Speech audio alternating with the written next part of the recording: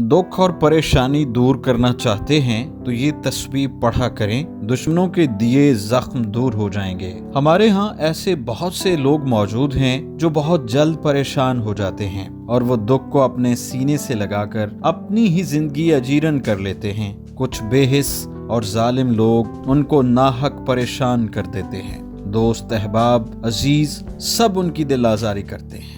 ऐसे लोग खुद को दुनिया में मिसफिट भी समझते हैं और कहते हैं कि उन्हें जीने का कोई हक नहीं। इन लोगों में कुव्वत बर्दाश्त का मादा कम होता और कुव्वत इस्तक़लाल में शदीद कमी होती है। दरअसल ऐसे लोग रूहानी तौर पर कमज़ोर व नहीफ होते हैं। जब तक उन्हें रूहानी तक़वियत हासिल करने की राह पर ना लगाया जाए, कोई दवा मुस्तकिल असर नहीं करती। जब किसी को ऐसा रोग लग जाए तो वो कमोबेश 41 बार नमाज़े असर और नमाज़े इशा के बाद 41 रोज़ तक या अलियू या अलीमू या हलीमू या बसीरू पढ़ने के बाद पीने के पानी पर फूंक मारकर अपना ही दमशुदा पानी पी लिया करे। ये रूहानी ग़िज़ा में तवानाई पैदा करने वाला वजीफ़ा है। अल्लाह ताला से दुआ है कि इस कार खैर में हम सब की मनाजिल आसान हों।